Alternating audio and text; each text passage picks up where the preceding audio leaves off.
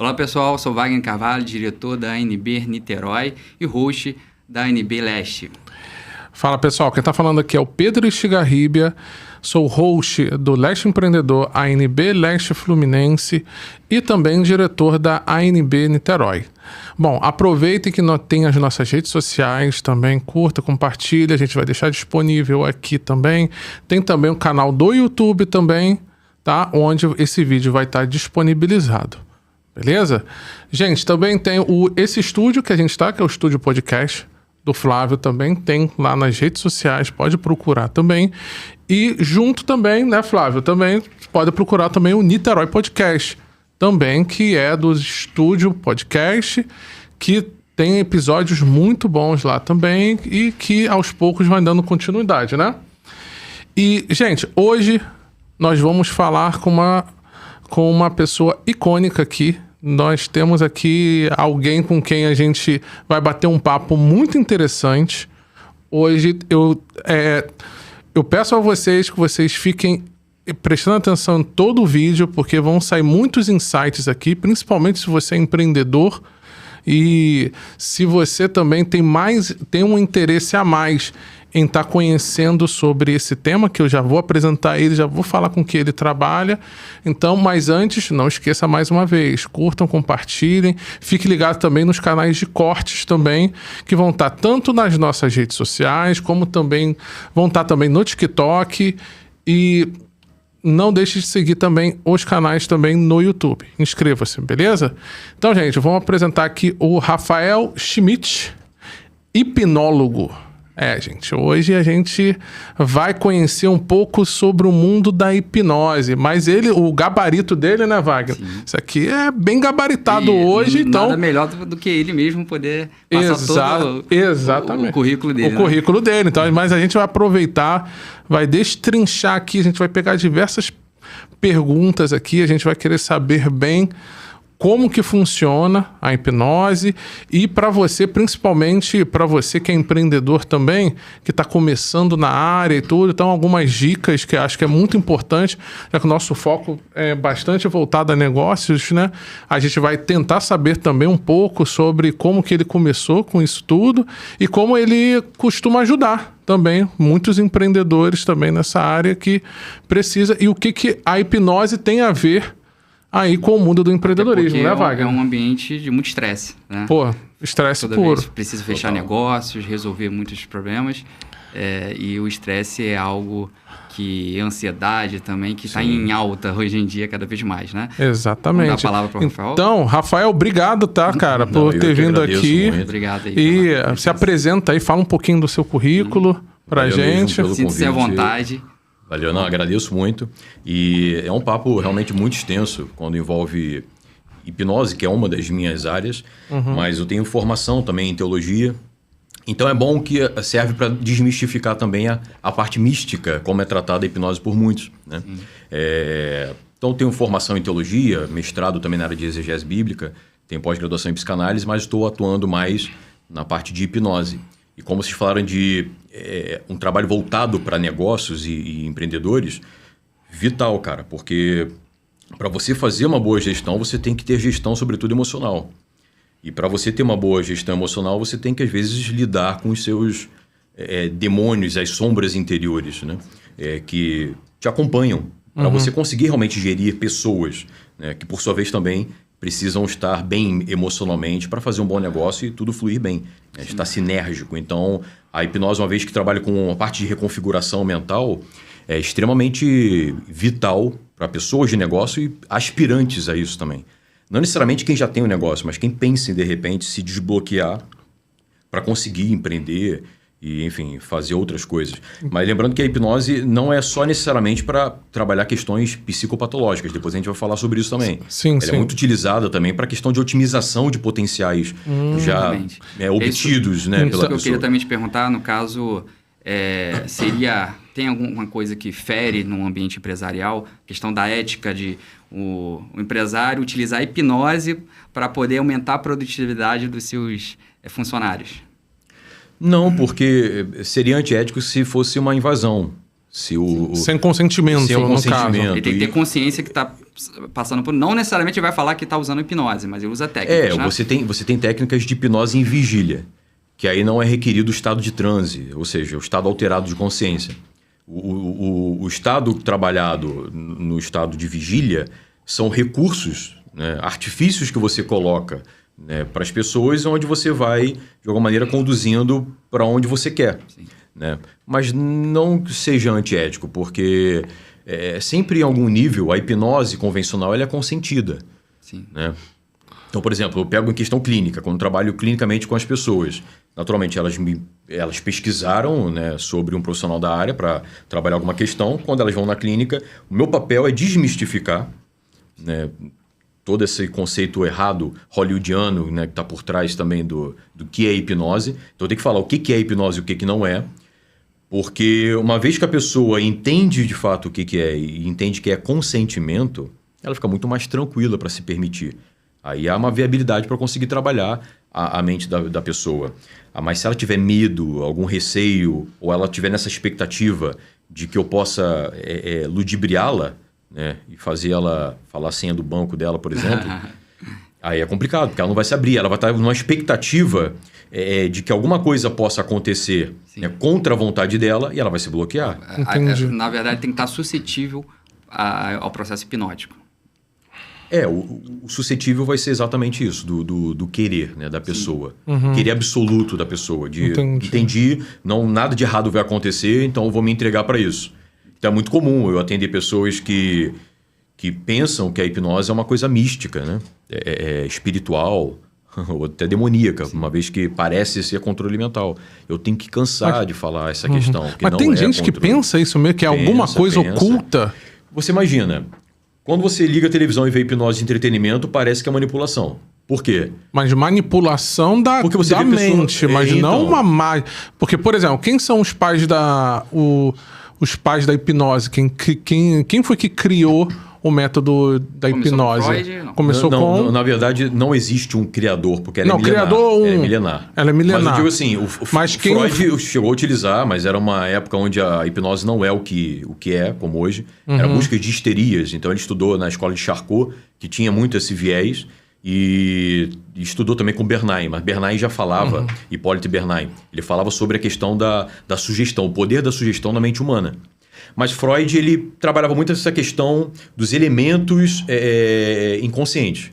Ele percebeu que durante os transes e regressão, essas manifestações histéricas tinham a ver com o inconsciente. Daí vem a psicanálise. A psicanálise ela é pautada nesses elementos, nessas informações. Mas você não tinha os recursos terapêuticos agregados ainda na hipnose, né? Freud, então ela foi evoluindo. Ele reconheceu que ele não era um bom hipnólogo, né? Sim. Chegou um momento que ele abandonou a hipnose por conta de ele não conseguir levar os seus pacientes ao estado hipnótico, porque ele não se considerava tão bom. Sim. Agora... Mas existe um relato, e aí, claro, eu não posso endossar isso porque eu não estava presente no momento, mas há um relato da filha dele que teria dito pro Jerry Kine que no final da vida dele, se ele soubesse o poder que é a hipnoterapia, o trabalho com a hipnose, ele nem teria pensado na psicanálise. Enfim, não vejo um propósito para uma mentira nesse sentido. Mas volto a dizer, a hipnose é um recurso milenar, entende? Sim. Se você for realmente analisar a história, você vai chegar em papiros egípcios, como o papiro de Ebers, que já mostra realmente pessoas em transe hipnótico. Você tinha procedimentos cirúrgicos que eram feitos com hipnose. A questão é que o nome hipnose não existia. Era um outro tipo de nome, né? O nome convencional hipnose ele é muito recente. É mais difundido com James Bride, mas que foi um oftalmologista, inclusive, um médico e tudo mais, que ele acreditava que a hipnose era um sono nervoso, porque ele percebia uma vibração, um fenômeno nos olhos das pessoas no estado de transe. Mas depois ele percebe que não tem nada a ver com a questão ocular. Né? E aí ele propõe um outro nome, que é monoideísmo, porque a hipnose nada mais é do que um hiperfoco em alguma coisa, ou numa condução, mas aí o nome hipnose já tinha convencionado. Hipnos, por causa do deus da Grécia, do sono, que inclusive havia os templos do sono na Grécia Antiga, falando aí de 2.000 anos, 3.000 anos atrás, ou pouco mais de 2.000 anos atrás, que eram os templos de Asclépio, ou Esculápio, né? Deus da medicina e tudo mais. E ali você tinha o chamado sono nervoso, onde a pessoa era colocada no estado de sono e, enfim, a parte nervosa estava ativa, né? Os nervos e a abertura mental, e ali eram feitos procedimentos, inclusive, também. Ou seja, é uma coisa muito antiga, né? Mas agora é ciência. E isso é um ponto que tem que ser enfatizado, sobretudo para quem está nos assistindo, que hipnose é ciência. Hipnose não está dentro desse campo místico e subjetivo. É um recurso totalmente objetivo, com um embasamento neurocientífico, enfim, você realmente pode buscar Mas isso eu acho que desde que o mundo é mundo, né, as pessoas, tudo aquilo que elas não entendem, e hoje com a ciência, do que dependendo do que a ciência diz que não consegue explicar, ou por falta de conhecimento mesmo das pessoas, então eu acho que é algo já natural ela colocar no campo do sobrenatural, místico, do algo místico, né? Que é algo que não está voltado. Tipo assim, se eu não tenho conhecimento disso, é isso aí. Já leva pro então eu já levo para esse lado, porque é a única forma. Eu ouvi uma vez há muito tempo de um cientista, né, falando, inclusive, não sei se tem coisa a ver, mas tem a ver um pouco quando ele estava falando sobre fé, que ele falou que a fé é uma incerteza científica. Então, quer dizer, o que a ciência não consegue explicar, ou o que você acha que a ciência não consegue explicar, você coloca pro lado, vamos dizer o que, religioso, né? Você acaba levando para esse lado. A gente acaba chamando de espiritual ou de fenômeno paranormal aquilo que ainda não é contemplado pela ciência. Quando passa a ser, não é mais, né, relegado à espiritualidade ou ao campo místico, mais científico. Então, muitos fenômenos que, na verdade, hoje a gente ainda não entende, né, no campo científico, a gente acaba exatamente atribuindo isso a outros tipos de fenômenos. Hoje, até falar... Desculpa te contar. Fala. A questão da psicanálise, se ela é algo científico, se é realmente tem base científica a psicanálise ou não, há um debate, né? Quando os psicólogos discutem a respeito se realmente tem base para alegar que a psicanálise é científica. O que você tem a dizer sobre isso? Não, você é psicanalista. Pois é. Eu te pergunto, o que você tem a dizer sobre isso? Eu considero que sim. Eu também. Nós vamos sempre puxar para nós. Mas assim, é o que eu falo. Eu não atuo mais na área porque eu vi um propósito muito maior na hipnose. Propósito, não vou dizer a palavra propósito, mas objetividade maior.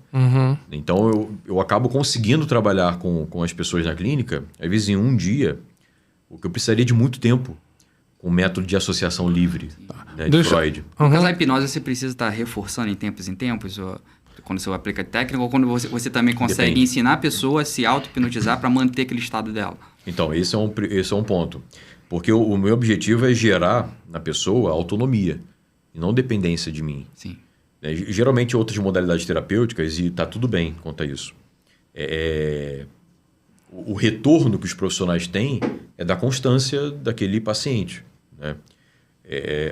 O hipnoterapeuta já não vai pensar tanto assim, porque o objetivo é resolver um problema o quanto antes e o mais rápido possível, sendo, de repente, requerido um processo de auto-hipnose contínuo, onde isso é explicado também os recursos para as pessoas, para elas otimizarem aquilo que já foi construído.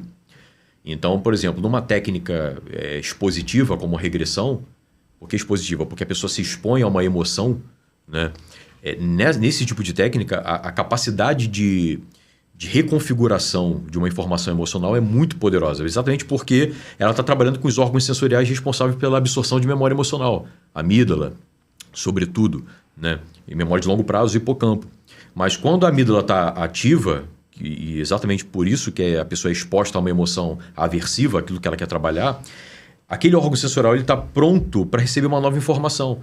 Quando há emoção, há absorção. Quando não há emoção, o cérebro entende que quando há emoção, há relevância. Sobretudo quando é uma emoção negativa. Por isso que o cérebro tende a armazenar essas informações e esse traçado histórico. Por quê? Porque o padrão primário da nossa mente é sobreviver, né? Ou seja, o sistema inato é sobrevivência a qualquer custo. Então, se uma memória foi negativada, né, lá na infância e tudo mais, o cérebro entende que aquilo precisa ser ativo, ou estar ativo, né, para que ela possa ser protegida, aquela pessoa realmente sobreviva a uma situação. Então, a exposição com regressão, por exemplo, é você conduzir a pessoa ao evento causador inicial de tudo.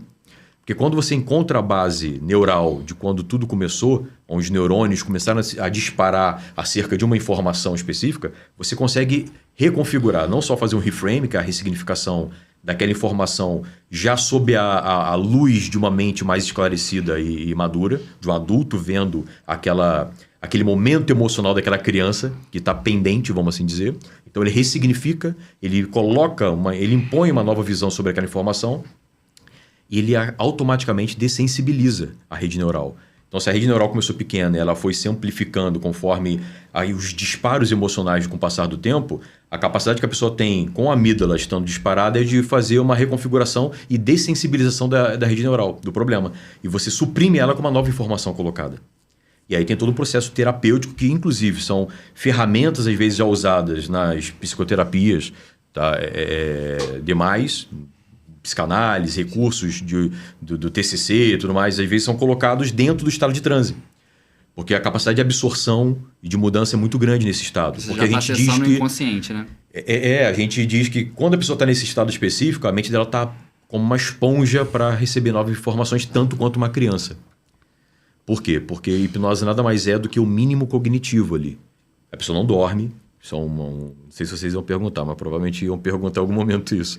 Que é uma das maiores perguntas. A pessoa dorme, eu vejo todo mundo de olho fechado e babando e depois come cebola e sente gosto de maçã.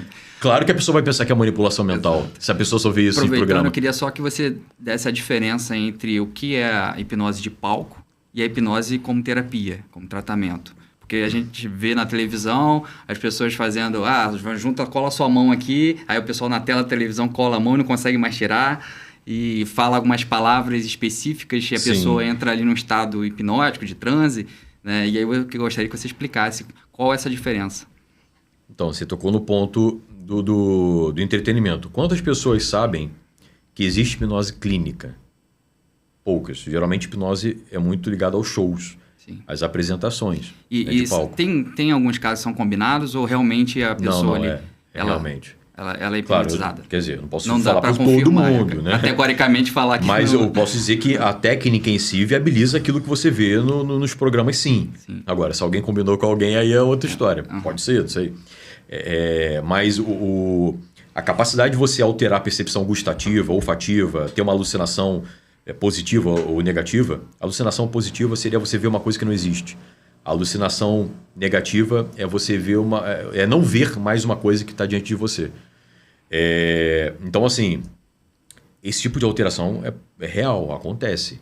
A pessoa realmente consegue trabalhar uma informação específica no estado de transe, tá? E uma vez que é introjetada uma informação direto no subconsciente, a capacidade crítica, por estar mínima, porque é isso que é o objetivo, é um rebaixamento da faculdade crítica, né? E um aguçamento do subconsciente. E o subconsciente ele não é crítico. Ele é literalista, ele literaliza a informação, né?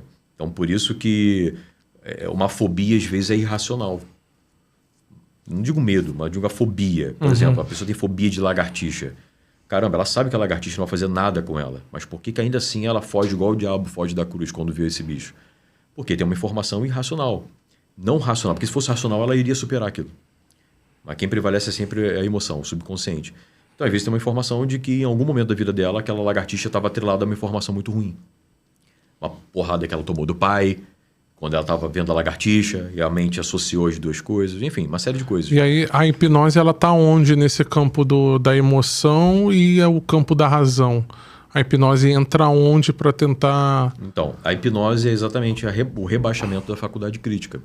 Só que ela pega essa razão, diminui o crivo crítico dela. E aí pega a emoção e trabalha em cima dessa emoção. Dessas informações que estão atreladas a memórias desde o ventre da mãe ou até antes. Existem casos que aí não compete nem a mim dizer o que é, casos de regressos a supostas vidas passadas, que, enfim, tem algumas teorias para isso. né? Até uma delas é o inconsciente coletivo. A pessoa acessa informações do chamado inconsciente coletivo. Isso tem alguma coisa a ver com você, aí partindo já quase logo pro religioso, né? Isso tem alguma coisa a ver com déjà vu? Do quê? Dessa suposta vida? Dessa suposta vida. Eu já ouvi gente falando que o déjà vu, na verdade, você está acessando essa sensação de que você está vivendo... Só que aí é ao contrário. Que já viveu aquilo para frente. A informação você tendo um lapso parece temporal... que eu já vivi isso. Eu já ouvi falando alguma coisa relacionada à vida passada. Já vi gente falando sobre acesso a outras realidades que a gente tem. Isso já vi, mas déjà vu, acho que... Mas no caso é só uma sensação mesmo... Tem teorias em cima disso. Tem teorias, né? Tem até teoria de turbamento espaço-temporal. Sim. Se você turba o espaço-tempo, que é contínuo, mas de alguma maneira você faz com que isso aconteça, você automaticamente produz um universo paralelo. Porque o tempo não volta contigo. Imagina que houve um regresso de menos de um segundo. De uns milésimos de segundo. Por algum tipo de experiência, enfim, que possa estar sendo feita. As coisas não voltam junto, as coisas continuam. E automaticamente você cria um universo paralelo. Sim. Isso é uma teoria, por exemplo. O turbamento espaço-tempo produz um universo paralelo. A outra é você acessar exatamente o inconsciente coletivo, ou esse registro acástico, né, que os indianos chamam de registro da história, onde não existe passado, presente e futuro, é uma ilusão. De fato, é uma ilusão. Não existe o passado, a gente só pensa em passado porque... O nosso cérebro está moldado para aquelas informações e acordar como se fosse um novo dia, mas na verdade é uma continuidade. O nosso cérebro tem uns círculos, né, os ciclos circadianos, infradianos, vigília e sono, onde a gente tem a impressão de que ao dormir, o dia anterior é o ontem, é o passado, mas na verdade é um eterno presente. O que existe agora é só o presente, só o agora. É uma ilusão, né? Então tem teorias relacionadas a essa questão também de um acesso, né, de um registro da história, de que tudo que aconteceu e acontecerá de alguma maneira está mapeado. Enfim, mas é uma outra história. Isso não tem necessariamente a ver com a hipnose. Mas hipnose é isso, é rebaixamento da faculdade crítica, aguçamento do subconsciente e você trabalhar as informações emocionais dentro do subconsciente, que nada mais é do que o sistema límbico. Tudo que tem a ver com as memórias de longo prazo, memórias emocionais, os hábitos, né, nessa área específica, que é a área de governo da nossa mente, da nossa vida. 95% do que a gente é no dia a dia é subconsciente, 5% só é racional. Sim. Então você acha que é possível...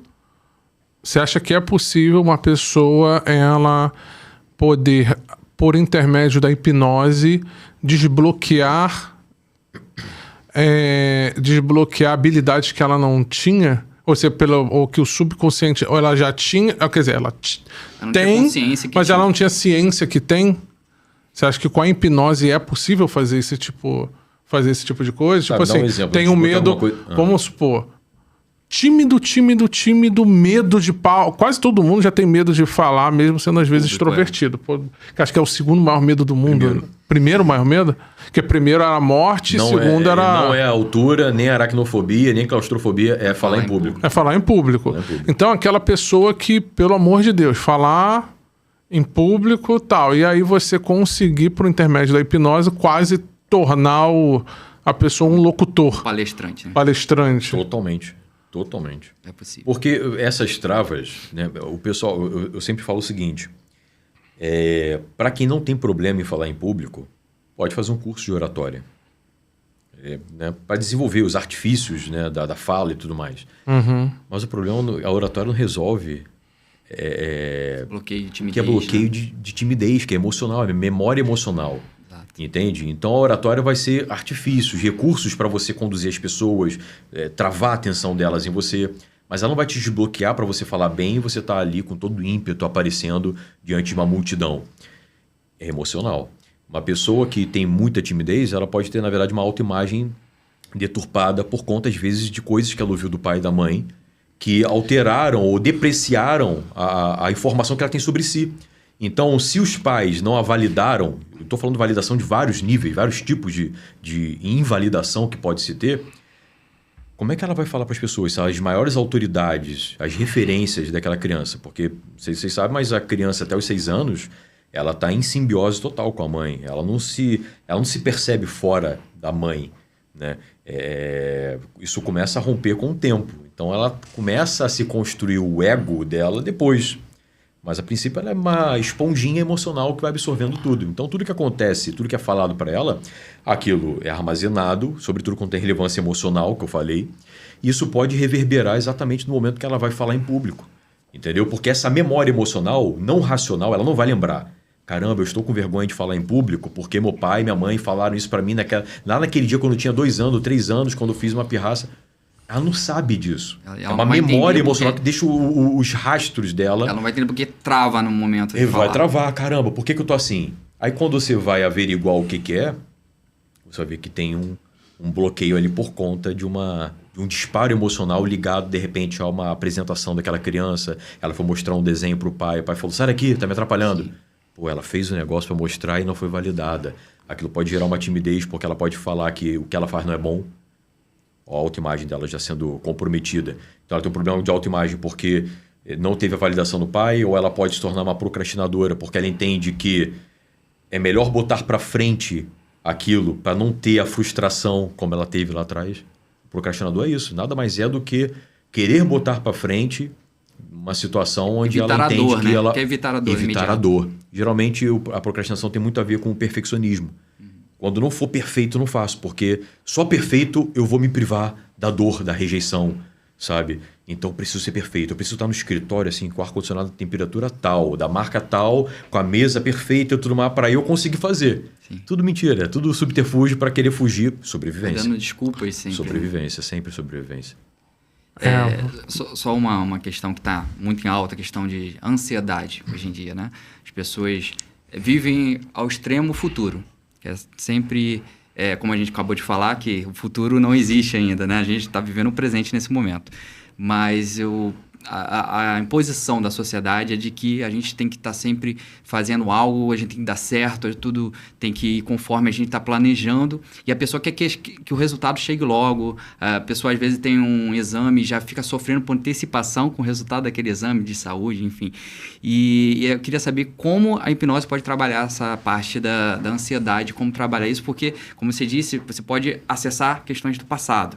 É claro Sim. que o que pode gerar ansiedade também pode ter questões do passado da pessoa, mas quando é futuro, como que você faz essa abordagem? Mas é porque existe uma ansiedade... Na verdade, a ansiedade acho que pode fazer tipo assim, algum trabalho de diminuição para a pessoa, porque eu acho que eu acho que deve ser uma das piores coisas a se tratar, porque a ansiedade acho que é algo até muito normal.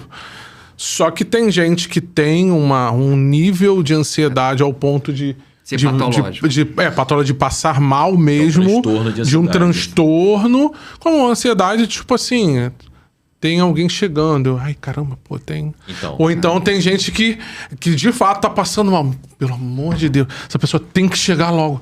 Ai, eu acho que é normal. E aí onde tá esse nível, né? Antes da resposta do Rafael... Eu trabalhei muitos anos, mais de 10 anos, como examinador de trânsito. E você é habilitado, né? Óbvio. O Pedro daqui a pouco vai estar se habilitando. Daqui a pouco, né? Vou estar habilitado. Vai passar por isso. Vou passar por isso. Ainda não. Não. Agora em agosto que eu vou começar. Não é agosto de Deus, não. Por quê? Não é agosto de Deus, não, né? Vamos lá. Do quê? Por que você não tem ainda? Depois a gente vai... Nunca foi meu interesse. Vamos marcar uma terapia. Não é medo, não. Não. Não é nenhuma fobia. Aí, viu, gente? Ó, resolve isso daí, ó. Medo de dirigir, ó. Eu trabalhei como examinador por muitos anos e diversos candidatos chegavam tremendo e falando: estou morrendo de medo, estou ansioso, não dormi à noite, tomando até remédio controlado. E chegava na hora, eu como examinador, eu tentava sempre entender o lado da pessoa. Uhum. E eu tentava acalmar ela já. Não, respira. Fazia técnicas de respiração. Na época eu não era nem psicanalista. Então eu entendi. Respira fundo. 3 vezes, isso, né? Contra até 10. E a pessoa se acalmava. E aí ela trazia problemas. Tipo, meu marido está ali fora. Né? Meu marido, e se eu não passar, ele vai brigar comigo. Então eu falava, esquece, não tem ninguém ali fora. foca só na sua prova. E aí depois eu fui estudando, fui entendendo que a pessoa, no nosso cérebro tem a parte regional, né, regionalizada, reptiliana, que é a parte animal, né? A pessoa, na verdade, é irracional naquele momento. Tem também a questão, acho que não sei se é o cérebro límbico, né? Límbico, o sistema límbico. Isso. E o sistema límbico, ele já chega a parte de emoção. E a pessoa, ela não consegue controlar as emoções naquele momento da prova. E tem o neocórtex, não é o córtex. Córtex.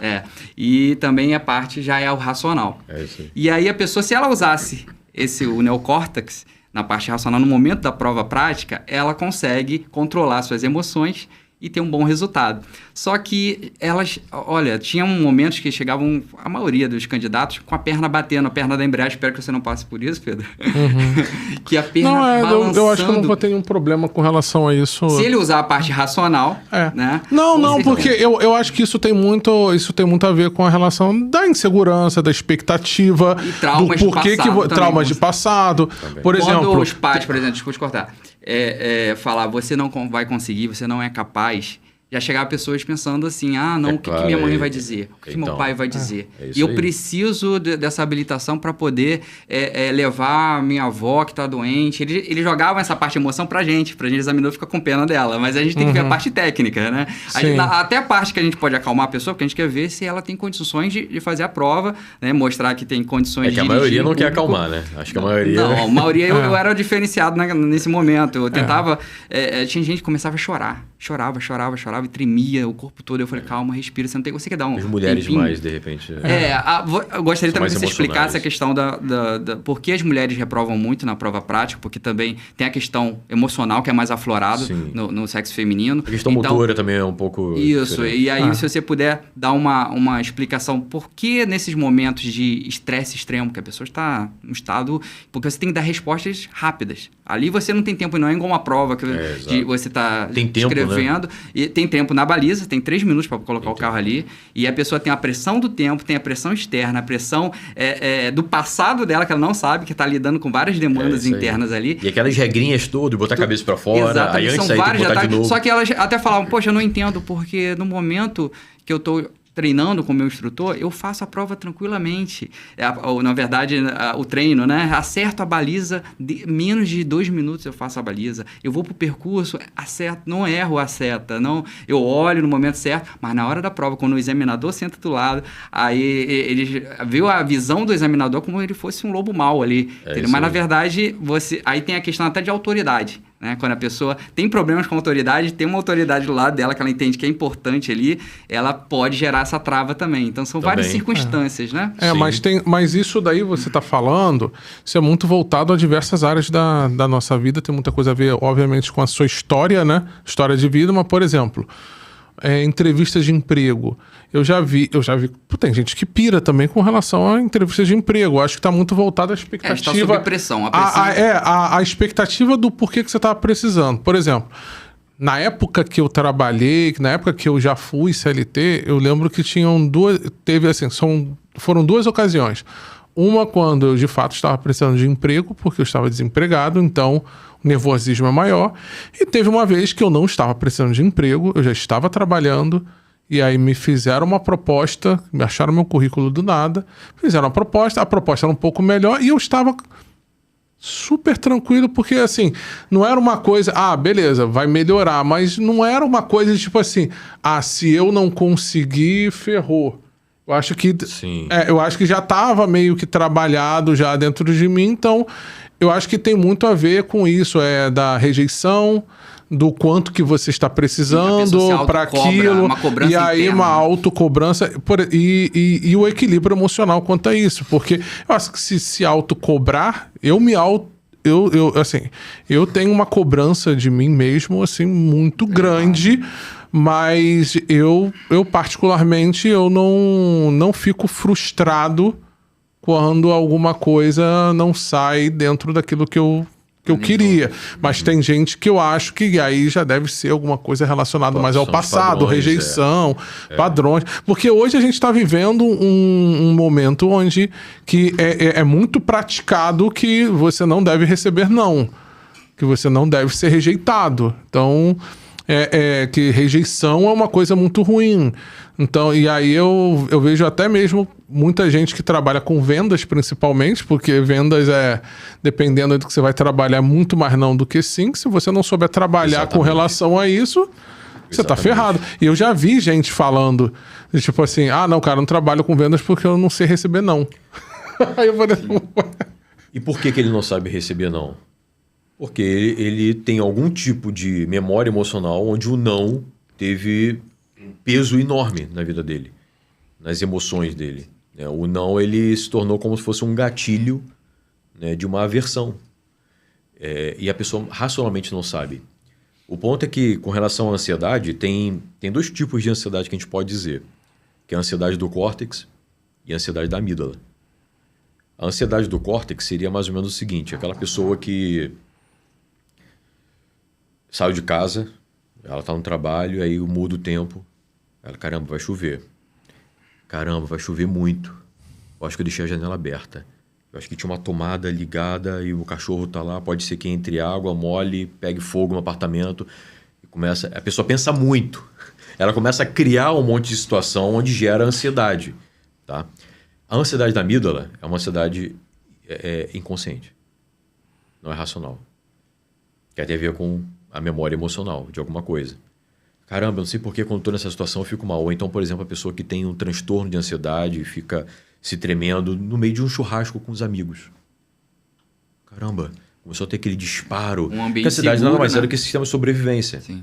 Quando a pessoa está ansiosa, essa expectação de alguma coisa que vai acontecer, que é diferente do medo. O medo é o presente. A pessoa está com medo de uma coisa real, visível. A ansiedade é uma expectativa, né, de alguma coisa que possa acontecer. Mas esse disparo, às vezes, de alguma coisa que possa acontecer, está vindo de onde? Aí entra a amígdala, entra a base emocional que ela tem acerca de alguma coisa que ela não imagina.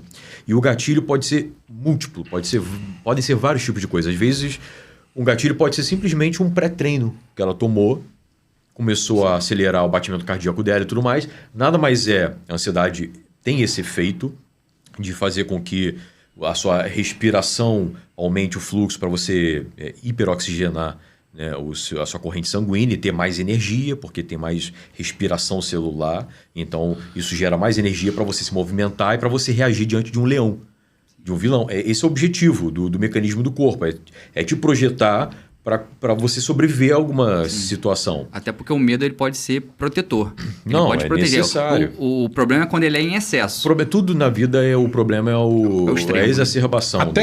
Até não sentir medo? Ou sentir Não um mínimo sentir- de medo? Ou sentir Não um sentir mínimo... medo, você também está fadado a morrer cedo. morrer mais cedo, Sentir dor, a gente dependendo. precisa sentir dor. Porque a dor é um indicativo de alguma coisa errada no corpo. Tem uma doença que a pessoa não sente dor. Geralmente essas pessoas morrem cedo. Sim, que é uma doença que a pessoa não... Você não tem se- que, o ponto é o seguinte, tudo na natureza existe, mas é necessário que exista dentro de um equilíbrio. Então, por exemplo, qual é a diferença nossa para um animal? O animal também tem ansiedade.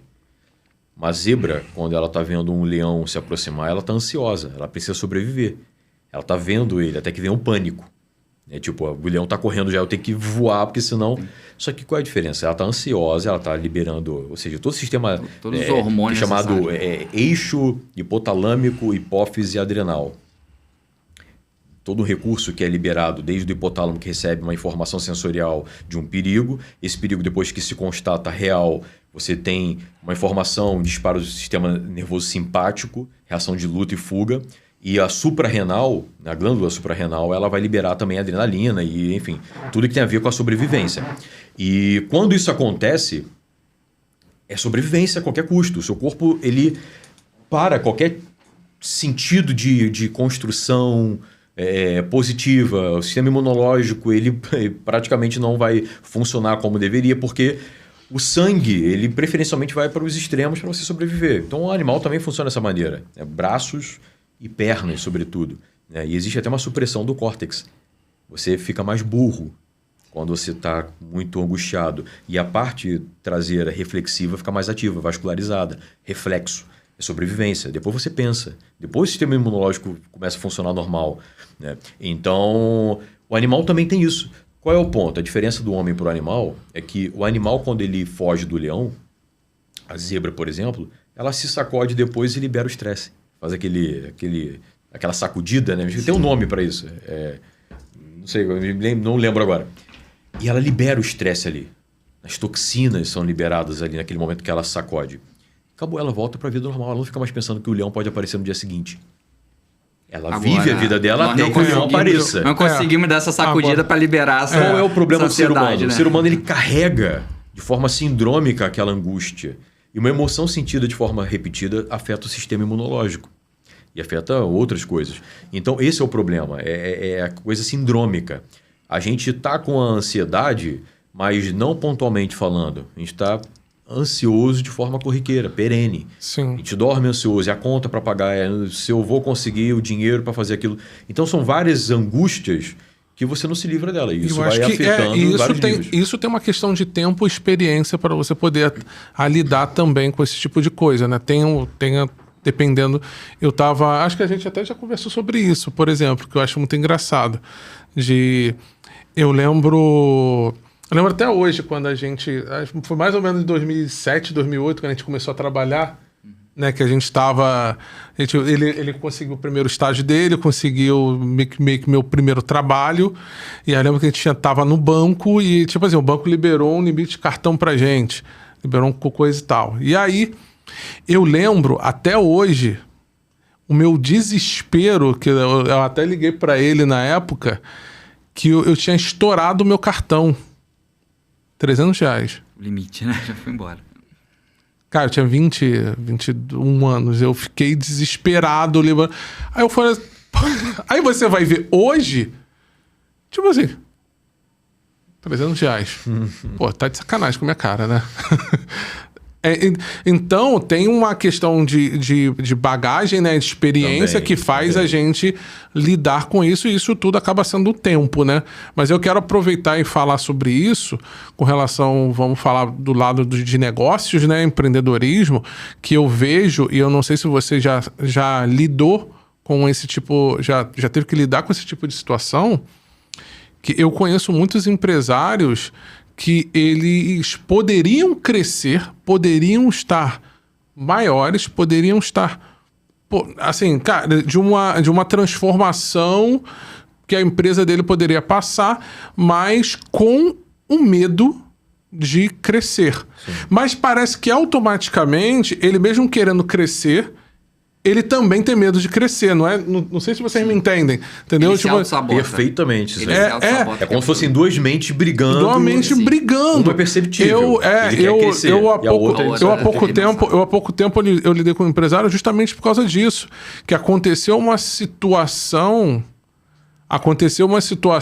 de quebra de sociedade, onde a quebra de sociedade claramente mostrava que essa pessoa estava... que esse cara ele estava estagnado. Uhum. No momento que ele rompeu a sociedade, ele foi obrigado a crescer. Arrumou uma outra pessoa para poder crescer. E funcionou muito bem. Ao ponto dele chegar e comentar comigo, eu falei assim... Cara, eu não sei por que eu não fiz isso. Eu não sei por que eu tava com medo de que isso acontecesse. Geralmente a gente não sabe os porquês das travas. Esse é o ponto. E aí eu te falo, por exemplo, isso daí, esse medo, isso daí, a gente consegue tratar esse tipo de trava com hipnose, esse processo de autossabotagem. Às vezes nós mesmos somos o nosso adversário. Nós queremos avançar, mas ficamos andando igual um hamster naquela rodinha que fica o tempo todo, não sai do lugar, simplesmente. E é o processo de autossabotagem, se a gente utilizar a técnica de hipnose, é possível a gente conseguir sair desse processo. Total. Que é cíclico, né? Total. Porque você reconfigura o padrão que está estabelecendo esse limite. Qual o limite? Por que a pessoa tem esse limite? Eu já atendi vários empresários, eu já atendi gente que... Teve um caso de um rapaz que ganhava muito dinheiro, assim, semanalmente ele tirava uma grana boa. No final, assim, acho que... uns 200, 300 mil por mês. Acho que você me contou dele, sim. E ele gastava... Tudo. Gastava. Ele falou, cara, eu tô indo morar com... Eu e minha esposa, está indo morar com a minha mãe. Construir um patrimônio. O cara tinha uma condição facilitada para ter já uma casa muito legal, casas, inclusive. E eu não sei porquê, tentei fazer de tudo, fiz PNL, um monte de coisa. Enfim, ele caiu lá comigo. Fiz o processo com ele. No processo de regressão, vou resumir, né? O tratamento dele foram 4 horas e meia o tratamento dele.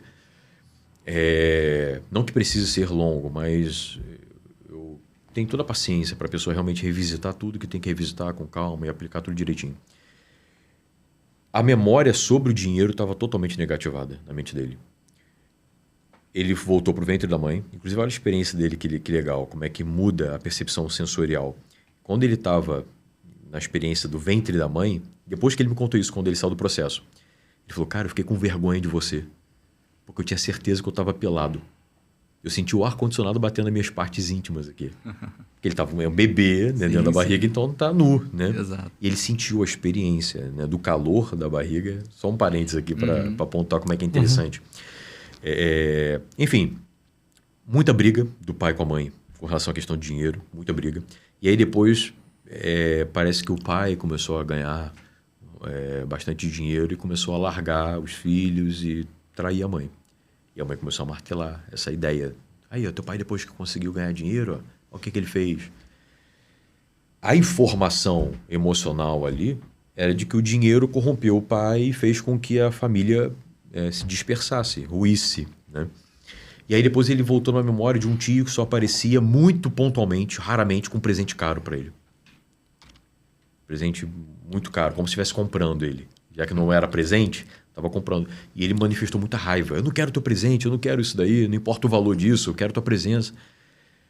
Enfim, a mente dele estava com um padrão aversivo com relação ao dinheiro muito grande. Então qual era o sistema de sobrevivência da mente dele? Se livre disso. O sistema inconsciente era, se livre desse dinheiro aí, porque isso aí é só corrupção e dor. É algo ruim, né? Algo ruim. Ele não sabia racionalmente disso, ele não queria imaginar. Quando houve essa reconfiguração, nesse momento do tratamento, ele sentiu muito bem. É muito comum também as pessoas que não sabem que você passou pelo processo falar, caramba, você está diferente, o que aconteceu? E a gente muda em todas as esferas, né? Passou um tempo, muito tempo depois, ele manda uma mensagem querendo fazer uma outra coisa, falando, cara, aquela torneira, né, que estava indo embora o dinheiro, tá estancada, resolvi isso daí, cara. Depois daquele dia nunca mais gastei nada, eu quero trabalhar outra coisa agora. Né? Porque ele viu que a mente é incrível. Esse é um exemplo, mas eu já vi, por exemplo, casos de pessoas que têm problema com relação à questão do dinheiro por causa da religião. Isso que eu ia comentar contigo agora. Eu estava empreendendo isso. O problema da crença do dinheiro com a religião. Como é que você trabalha com isso, porque isso vai mexer numa crença religiosa dele. E aí, apesar, né?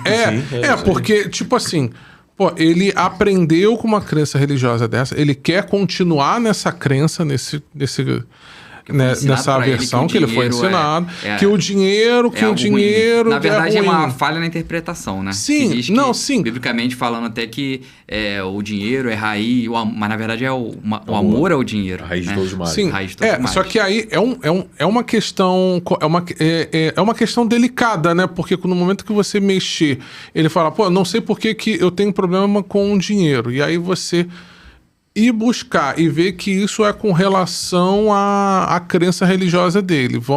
Você tenta mudar esse padrão. Não vai estar mudando o padrão de crença religiosa dele também? Não sei se você conseguiu entender o que eu estou querendo dizer. Então, aí entram algumas coisas. Eu acabo me servindo da minha profissão de teólogo, professor de teologia também. Então você acaba utilizando dependendo da crença dele. Porque o que acontece? Eu preciso entender o que racionalmente ele pensa sobre o dinheiro. Se ele pensa... Porque tem toda uma psicoeducação que também precisa ser feita. Às vezes nem só a hipnose em si, mas uma psicoeducação. A pessoa tem que se reeducar na maneira de pensar, na maneira de ver as coisas. E isso é trabalhado. Eu acabo trabalhando todo esse complexo de informações. Mas eu tenho que entender racionalmente o que ele pensa sobre o dinheiro. Então imagina o seguinte, que racionalmente ele fala, não, o dinheiro, eu acho que não tem problema nenhum. Tá tudo bem ganhar dinheiro. Eu não tenho problema com isso.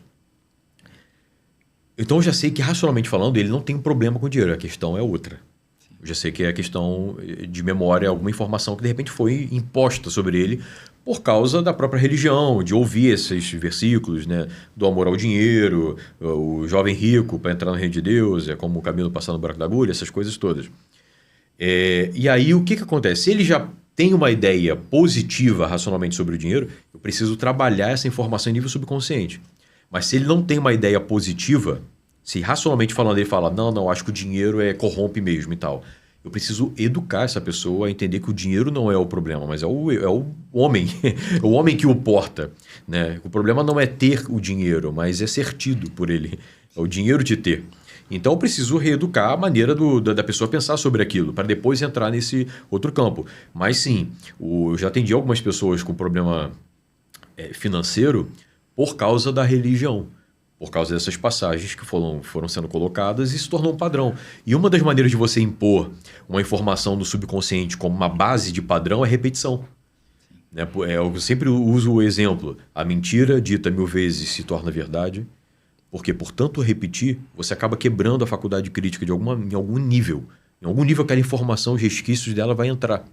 Sabe? Vai te conturbar em alguma medida, né, que é difícil perceber.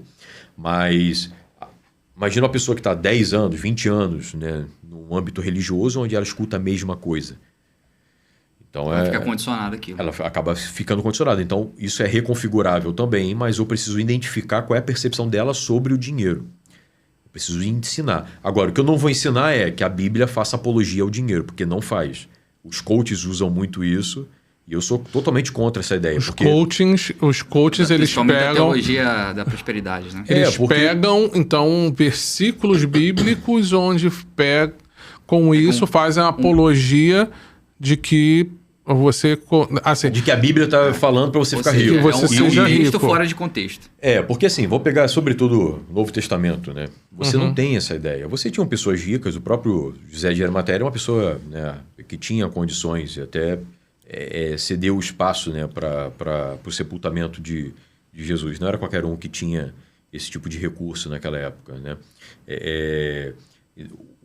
O ponto ali é o seguinte, que na visão dos evangelistas, dos escritores, você tinha que se desapegar das materialidades, sobretudo porque havia uma expectativa muito grande de um retorno de Jesus, chamada parousia.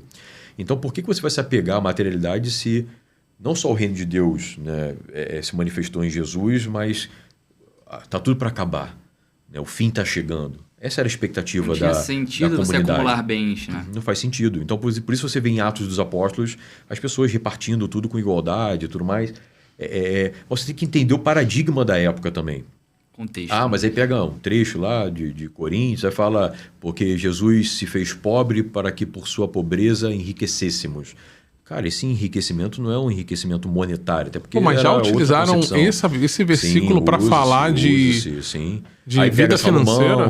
Salomão como não, sendo... Salomão até... Veja bem, também não há apologia não, de Salomão ao até... dinheiro. Até porque eu a acho que teologia... Salomão até okay. A teologia presente também no Antigo Testamento, se a gente for pegar...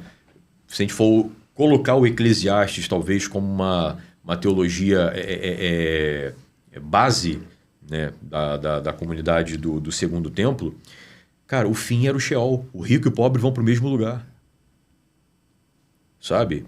Então, assim, não tinha muita importância para essas coisas. Vive a tua mocidade. Aproveita o que você tem. Pode, né? Porque depois que você morrer, para onde você vai, que é para o Sheol, lá não tem ciência, não tem indústria, não tem nada, sabe? É bem melancólico o texto. Né? O Eclesiastes ele é um pouco fatalista nesse sentido.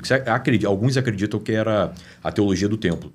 Dos sacerdotes. No caso, Salomão foi o escritor? Não, isso não tem essa convicção. Só no meio fundamentalista que fala isso ainda, né? Mas dentre os exegetas, enfim, o pessoal que estuda mais as ciências ligadas às construções, né, bíblicas, né, já é unânime, não tem nada a ver com Salomão a redação. Muito pelo contrário, você tem elementos helenísticos, né, do tempo grego em Eclesiastes. Mas você, sobretudo, o Antigo Testamento é produção majoritária do período do Segundo Templo, que é pós-Babilônia, né? Pós-exílio babilônico. Então é uma outra teologia, uma outra concepção. Tá. Então Não dá para você construir da maneira que você bem entende qualquer coisa, porque qualquer um pode usar a Bíblia para construir qualquer coisa, isso é verdade. Ela dá base para tudo. Se você for um perito em descontextualização, você consegue usar isso como ferramenta de ludibriação. Isso é fato. Então você acha que a Bíblia ela não tem nenhum contexto onde se possa utilizar como ferramenta para que as pessoas... para que as próprias pessoas elas possam utilizar lá como um instrumento motivacional para enriquecimento? Não, porque não é essa a ideia. A ideia não é essa. Então, por não ser a ideia, não pode... na sua opinião, não se deve utilizar, então, para isso, essa ferramenta. Você pode usar para o propósito que ela foi gerada. O propósito que ela foi gerada, qual é a intenção do autor? Essa é sempre a minha preocupação primária. Qual é a intenção do autor para aquela comunidade que vai ter acesso àquela informação? O que eu falar para além da intenção do autor, eu estou dizendo, não o autor. A minha preocupação é essa. Então, assim, eu não me atreveria a usar nada como uma sentença, sabe, para alguma coisa. Eu procuro sempre estudar ele dentro da realidade daquela ocasião. Porque, do contrário, você vai pegar paradigmas de época e vai aplicar hoje. Então, a mulher tem que usar véu, porque Paulo vai falar isso, sabe? Então, a mulher tem que ficar em silêncio em todo o tempo. Havia uma ideia de a mulher sendo extremamente submissa, né, à voz masculina. Não que Jesus tenha feito isso. Jesus ele igualizou todo mundo. Né? Ele colocou de forma bem igualitária a posição, as posições. Valorizou muito a figura feminina também. Mas tinha os paradigmas da época, que a gente não pode julgar também. São 2000 anos atrás. A gente não pode ler simplesmente nos óculos das lentes do século XXI. Se você lê um texto de 2000 anos com as lentes do século XXI, eu vou fazer o texto dizer o que eu quero que ele diga, e não o que ele está dizendo. Mas existem ensinamentos que você pode utilizar como ferramentas... atemporais, né? Que são atemporais, que estão na Bíblia. Então, o que é temporal? Aquilo que você identifica como não paradigmático de uma época. Um princípio, né? É um princípio. Por exemplo, amar a Deus sobre todas as coisas, ao próximo como a ti mesmo. Como você ama o próximo? O que é ser luz do mundo e sal da terra? Jesus vai falar. Para que vejam as vossas obras. São as obras. É o que você faz pelo próximo. Não tem como você agradar o Criador se você não atende o próximo, porque só tem como atender a Deus que é invisível, atendendo o próximo que é invisível, atendendo o próximo que é visível. Então, essa é a dinâmica. As epístolas de João vai estar trazendo muito essa questão. Né? Não tem como você falar que ama a Deus, mas aborrece o teu irmão que você está vendo dentro da sua comunidade, né? Do corpo. Dizer que é cristão não cumpre os mandamentos, né? Então, e o que é o mandamento maior? É esse. A lei e os profetas resumem o quê? Aquilo que queres que os homens vos façam, fazeis vós também a eles. Esse é o todo, ou seja, é a síntese. O que eu quero que seja feito para mim, eu vou fazer para o meu próximo. Então, isso é um princípio universal. Entende? Isso é um princípio universal. Ele não é paradigmático de uma época. Ele tem um valor perene. Agora, quando você vê outros elementos como a questão do véu, do vestimenta, ou como está lá em Timóteo, a questão das mulheres não usem brincos ou se ataviarem, né, para se ataviarem com trajes modestos, pudor, como convém a mulheres que servem a Deus e tal, não com pedras preciosas. Trás, né? E você tem um contexto. Aí, por exemplo, algumas igrejas, né, não vou mencionar o nome, as mulheres não podem usar brincos e tudo mais. Tem que colocar o véu na cabeça e tudo. E tem outras que vão colocar véu. E aí eu não sei não pode usar maquiagem. Me corrija se eu estiver errado, eu acredito que nessa época de Paulo tinha a questão das prostitutas. Não sei se elas raspavam a cabeça, tinha algo assim. Sim, as prostitutas cultuais. Sobretudo em Corinto, que era uma cidade portuária. E uma das formas de trabalho também que se tinha eram as prostituições, ou as orgias culticas.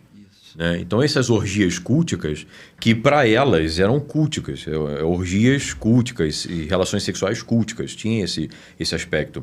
E a colocação ali em Corinto, para diferenciar as mulheres, né, de pudor e da comunidade cristã das outras, era exatamente a utilização do uso de véu.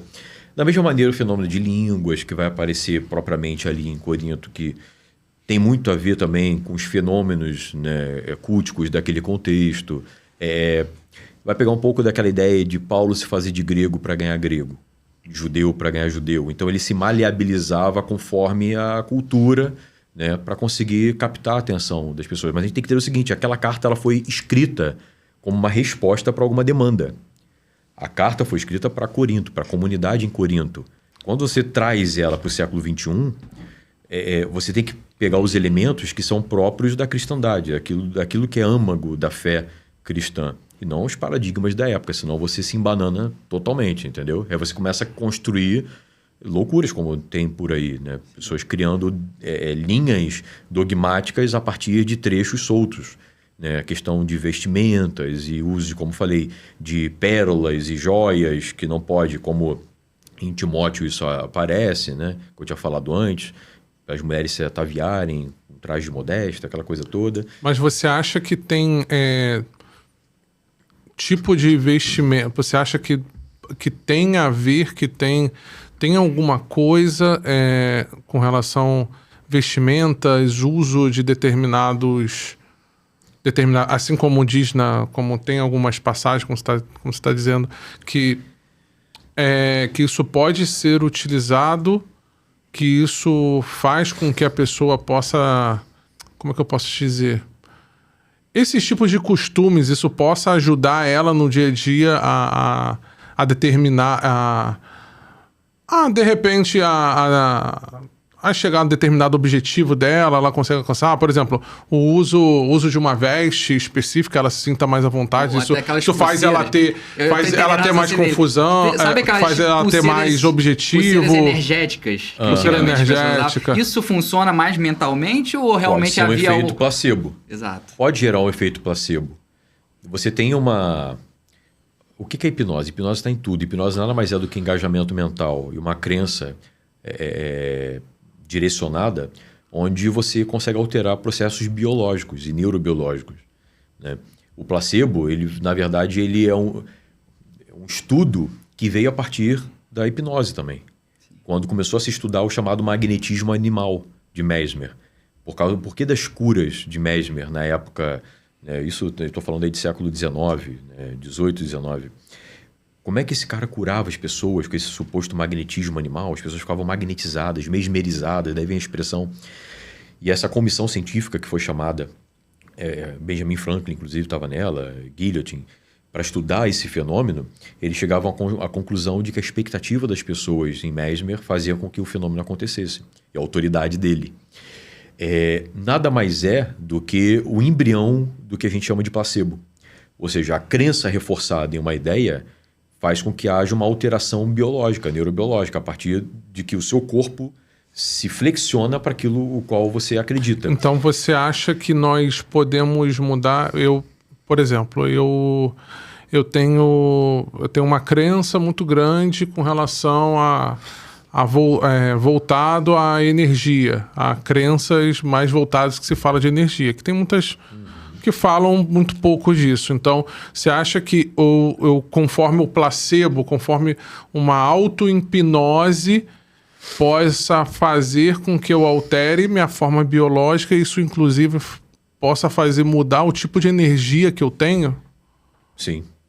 A crença bem direcionada... Conseguiu entender mais ou menos o que eu estou dizendo? A crença bem direcionada, quando gera sobretudo emoção, altera o nosso padrão. Se eu falar para você agora, fechar os olhos e começar a imaginar,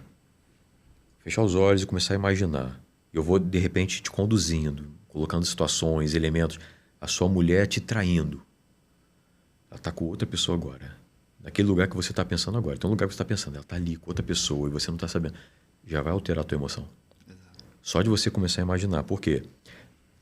O cérebro ele não vai distinguir a imaginação da realidade. Você começa a sentir a partir também da imaginação. Por exemplo, se você pegar uma bola amarela, eu gosto desse exemplo porque é muito interessante. Botar a bola amarela diante de você e você olhar, você está recebendo, né, pelo canal sensorial da visão, o córtex occipital ele vai estar mais vascularizado porque ele vai estar ativo, porque vai estar percebendo recebendo aquela informação daquela bola amarela, porque você está usando exatamente essa informação visual. Se você fechar os olhos e imaginar a bola amarela, o occipital também vai estar vascularizado, recebendo sangue, fluxo sanguíneo, como se ele estivesse vendo, tanto quanto de olho aberto. Ou seja, isso é um exemplo. Outro exemplo que eu gosto de dar, filme. Quando você vê um filme, você se emociona com o filme, isso é hipnose. É o exemplo mais clássico que geralmente o pessoal usa para exemplificar. Você sabe que aquilo é ficção, você sabe que são atores, às vezes é chroma key ali projetando um cenário ficcional, mas você se envolve de tal maneira que você sente raiva, medo. Às vezes fica o dia inteiro com medo. E o filme já tem provas que mexe com neuroplasticidade também. Por quê? Porque gera emoção, porque gera engajamento. Sim. Hipnose nada mais é do que engajamento, do que concentração. Você fica concentrado, você esquece que aquilo é ficção. Quando o Leonardo DiCaprio estava afundando lá no Titanic, tu acha quantas pessoas ficaram extremamente emocionadas e chorosas no cinema, né? Porque estavam envolvidas com aquele processo ali. E tem um experimento também interessante que mostra como a mente altera a nossa fisiologia. Né? De dois grupos, de um grupo de homens que... Eu não sei se cheguei a falar isso para vocês. Que começou a treinar bíceps por 2 semanas, por um período de 1 hora. E o outro grupo começou a treinar de fato o bíceps. Um imaginava por 2 semanas treinando o bíceps, mas não é imaginação qualquer. Imaginava ali de uma maneira engajada e tudo mais, um processo certo. E o outro malhando realmente. No final dessas 2 semanas, o grupo que malhou teve uma produção muscular. O grupo que imaginou malhando também teve produção muscular. Eu lembro de uma experiência também. Vou sair da academia. Ou seja... Teve um experimento, não sei se você já viu algo nesse sentido na internet, que os cientistas colocaram jovens em um ambiente de uma sala e botaram cerveja na bebida alcoólica, só que sem álcool. Mas não falaram para eles que tinha álcool ali, que não tinha álcool, né? E aí esses jovens começaram a beber e se comportavam como se estivessem alcoolizados. Alguns tiravam as roupas, outros começavam a se abraçar e como estivessem embriagados. Sim. Mas a verdade é que o efeito hipnótico, que aquela situação, né? Toda aquela situação que na mente dele fala, eu sei que se eu beber, eu vou me embriagar. E aí então ele se comporta como um embriagado. E aí junto o fato de estar em grupo. A mente, quando está em grupo, ela fica mais burra, sabia? O efeito manada, né? Tem estudos que mostram que quando você está inserido num contexto de pessoas do grupo e tudo mais, rebaixa. você perde a capacidade crítica, o criticismo é diminuído, entende? Exato. Então, isso é uma realidade. Eu já fiz, por exemplo, o inverso disso daí. Eu estava com um pessoal, com alguns amigos, e esses amigos estavam bebendo. E eles tinham um compromisso no dia seguinte, cedo, e eu falei, tá, quer que eu faça uma técnica hipnótica aqui rápido para tirar a embriaguez de vocês? Eles estavam realmente bem alterados. Tá? Eu fiz um processo de 10 segundinhos e eles ficaram sóbrios. Olha só. E acordaram muito bem. Eu acho que se for parado na lei seca, isso não vai funcionar, não. Na lei seca não vai. Então, eu não me arriscaria. Eu tive uma experiência também, só para compartilhar. Eu já apliquei a hipnose num paciente uma vez. Ele tinha um problema porque ele não podia ver um medidor de pressão. Ele simplesmente, a pressão dele alterava, ficava alta, elevada só em ele ver. E aí ele não conseguia ir no dentista, retirar o dente, né, extrair o dente. Ele não conseguia ir num atendimento, numa UPA, se ele estivesse passando mal, porque se ele fosse colocar, só ele pensar em estar medindo a pressão dele, ele já ia ficar alterado. Aí eu fui rastreando, a gente vai fazendo o nosso estudo, né, para saber de onde veio isso. E aí descobrimos que ele estava trabalhando numa empresa que consertava aparelhos médicos, clínicos, e lá os colegas testavam um no outro para saber se o equipamento tá ok, já está perfeito. Testaram nele e brincando falaram, nossa, você vai ter um infarto, cara, porque a sua pressão está super alta, está mais de 20 por 10 e ele ficou ali num estado desesperador. Chegou um momento que aí o que eu fiz com ele? Eu falei, vamos fazer o seguinte, comecei a mandar foto para ele, para aos poucos ele acompanhando e olhando só a máquina de medidor de pressão, para ele ir se familiarizando novamente com ele. Chegou um momento, falei, vamos começar a ter contato com a máquina, mas antes eu fiz um experimento hipnótico também. Botei ele deitado e fiz com que ele fizesse o processo, né? Ouvindo minha voz, para ele se acalmar, respiração e tudo mais. Fiz ele andar por uma praia mentalmente, né? Para um campo. Depois chegou numa sala, botei ele sentado mentalmente dentro de uma sala e vem um senhor com o que na mão? Com o medidor. Isso na mente dele, ele estava passando por todo aquele processo. E ali eu medi a pressão dele e ele não sentiu nada, não sentiu medo, porque a gente vai num ambiente seguro, colocando ele naquele espaço. E ele conseguiu medir a pressão dele e se sentiu confortável. Exato. Depois que ele saiu daqui, ele falou, gente, que experiência foi essa? eu não fiquei nervoso, eu fiquei calmo. E eu, na minha mente, lá no todo o processo que eu passei para ele só mediu, eu passei para ele medir a pressão uma vez, mas ele falou que ele mediu 2. E deu positivo, deu como se tivesse controlado a pressão dele. Então, essa experiência de hipnose fez com que ele perdesse o medo do medidor de pressão. Então, para você ver que é uma questão que foi implantado por a questão de uma brincadeira entre os colegas, e ele gerou um trauma, ou seja, uma fobia de um aparelho. E a gente identificou que essa ansiedade dele, ele já teve fobias de outras coisas também. Então, a gente faz um trabalho para retirar essa ansiedade, esse medo do passado, porque tem questões de infância que a gente tem que trabalhar também. Mas desse aparelho específico que atrapalhava várias questões na vida dele, ele conseguiu perder o medo. Às vezes fobia você não precisa nem fazer técnicas mais complexas, não. Fobia geralmente é mais rápido. Sim. Porque a própria exposição ao fato e a superação, você já cria uma rota neural diferente. Né? Então, geralmente fobias eu resolvo bem rápido também. Casos de fobia de altura, de agulha, essas coisas assim.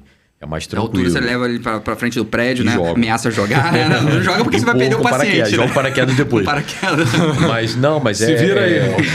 Vamos para o parapente. E a pessoa às vezes nem se expõe. Eu já tratei uma pessoa que tinha fobia de altura, e nunca tinha pego avião, hoje está em Portugal. Olha só. E eu nem trabalhei a questão da altura. Olha só. Eu nem trabalhei a questão da altura, eu trabalhei a questão da insegurança dele. Porque ele era uma pessoa muito insegura. E essa insegurança potencializava o medo. Porque ele não tinha aquela gana de pegar, não, vou enfrentar mesmo. Ele estava muito inseguro, retraído. Isso potencializava o medo. Eu trabalhei um pouco, a insegurança dele e tal. Aí ele mandou um vídeo indo para São Paulo primeiro.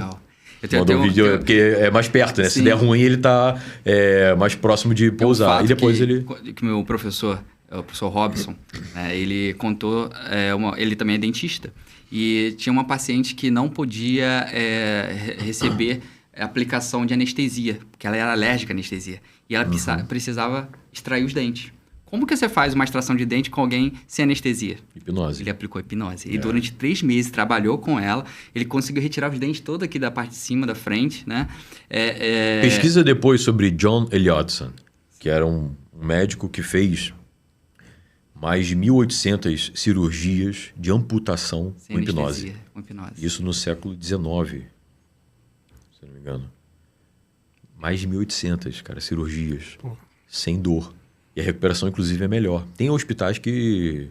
Eu ouvi uma notícia, alguma coisa, em algum lugar, não lembro agora, que na França tem um hospital que utiliza basicamente só hipnose como recurso anestésico, né? E também ele utilizou uma vez, uma pessoa que queria perder peso, né, uma paciente, ele botou um balão gástrico imaginário, é um recurso. Imaginário no estômago da paciente, e ela como tinha feito um procedimento bariátrico. É isso aí. Né? E ela emagreceu, perdeu acho que 15 quilos na época. Exatamente. O único problema é que às vezes tinha que fazer um reforço, né? Mas imagina, você perder 15 quilos sem fazer nenhuma atividade física, tem que fazer uma dieta específica, realmente a hipnose... Não, eu sou suspeito, assim, eu acho que é o recurso mais incrível assim, que se tem. Você tem o caso da Cláudia Rodrigues, atriz, que ela teve uma regressão da esclerose múltipla através da hipnose. Ela fez muita coisa. Incrível. Não existe isso.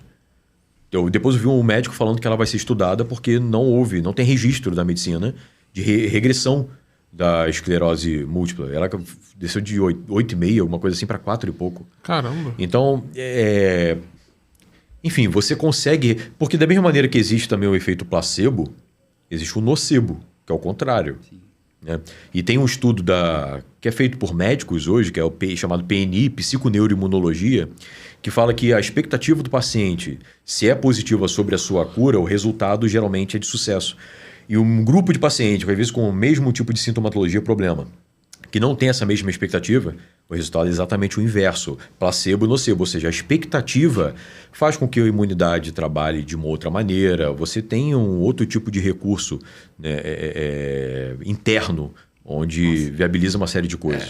Nosso assunto aqui, eu tô pensando que a gente poderia ficar aqui 2, 3, 4 horas. A gente agenda não aí teria limite. A gente vai ter que marcar um outro podcast pra gente. A gente vai ter que agendar com o Flávio aí pelo menos 6 horas, né, Flávio? Aí no próximo já vim preparado, já almoçado, já jantado, já pra... Se a gente for deixar, a gente... Ou bota uma comidinha aqui no meio. Bota uma comidinha aqui no meio também, ó, gente, aproveitar, patrocinador, tá? Vamos deixar aqui aberto aqui, né? Patrocínio, quem quiser patrocinar, a gente já divulga, inclusive, aí, ó, vai ser, entendeu?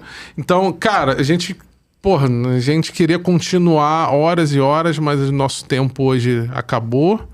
Mas, cara, obrigado. Eu queria agradecer a sua presença aqui. Pela sua presença. Muito bom. E, muito bom. Queria aproveitar aí o espaço aí. Aproveita, fala aí sobre o seu trabalho, aonde que é também, aonde que fica e como entrar em contato contigo. Então, pode ser pelo Instagram, Schmidt, SCHMIDT, _ hipnoterapeuta. Tá? Ali vai ter o link do meu site, inclusive. Tem um link também dentro do site para o WhatsApp Business. Então você pode acessar por lá. E aqui no Rio de Janeiro, os lugares que eu atendo, Barra da Tijuca, perto do Barra Shopping, e Botafogo, perto do Praia Shopping. Então são essas 2 alternativas também para o pessoal que é da Zona Sul, até Niterói e tudo mais, né? Não precisa ir para Barra, porque a Barra é quase um outro estado, né? Quase outro estado. Fica por aqui, então, né? com trânsito totalmente. E quem é Zona Oeste e quiser o atendimento na Barra, só... Você chega a fazer atendimento online ou não?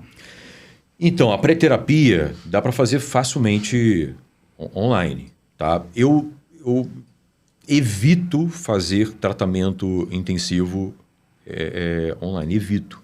Não que eu já fiz, faço. Mas eu evito porque... Não porque tenha risco. Lembrando, ninguém fica preso em hipnose, tá? Então, se essa é a sua ideia, caramba, se de repente a conexão cair, eu vou ficar preso ali? Não, ninguém fica preso porque não dorme, não vai em lugar nenhum, não tá na prisão. Não existe isso. Mas é porque tem algumas coisinhas raras de acontecer, chamada abreação, que é uma exacerbação emocional muito intensa que não é legal. É bom estar presente. É bom estar presencial. Online, né? Não dá para perceber. A pessoa quando tem abreação é um negócio feio. A questão toda é que você está longe para tentar ajudar. É muito raro. De 100, uma talvez tenha. Sim. Então é muito difícil.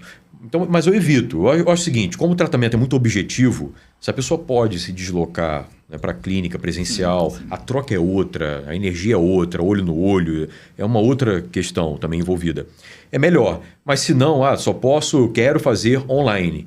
É possível, conexão boa, tudo direitinho. Lembrando, caiu a conexão, não vai dar ruim. Deu um problema, fiquei preso eternamente. Não acontece isso. Pacientes de outros estados, países. Sim, eu atendo, não tem problema. Sim. Mas eu procuro focar no presencial. Mas é possível também. Então, se alguém de fora quiser e precisar, não é problema. Tá? Mas podendo estar pelo menos um dia no Rio de Janeiro para fazer, vale a pena. Tá, beleza. Encerra aí. Então, agradecer mais uma vez e que surjam outras oportunidades para a gente estar trabalhando, conversando junto. Palestra também, que ele já participou da nossa palestra na ANB, na nossa inauguração em Niterói. E só temos a agradecer mesmo. Eu que agradeço. E que outras oportunidades surjam também. Tá bom? Fala aí também das nossas reuniões também. Sim, então para marcar. Vamos estar divulgando a próxima data nas reuniões da ANB. E nossas redes sociais. Sim. Instagram. wagner.carvalho7 Instagram, né? Instagram, Pedro Estigarribia, é só colocar lá que é fácil. Só tem você mesmo. Só tem eu ou meu pai, mas meu pai não tem Instagram, então vai me encontrar lá. E você e Rafael... Não, meu é Schmidt, _. Já passou já. Tá. Que eu tinha passado. Tá, então, beleza, show de bola. Então, galera, fiquem ligados aí que vai para as redes sociais, curtam, compartilhem também e comentem também e podem deixar lá nos comentários também sobre outros temas que a gente vai falar com o Rafael aqui novamente, beleza? Forte abraço. Tchau, tchau. Tchau, tchau.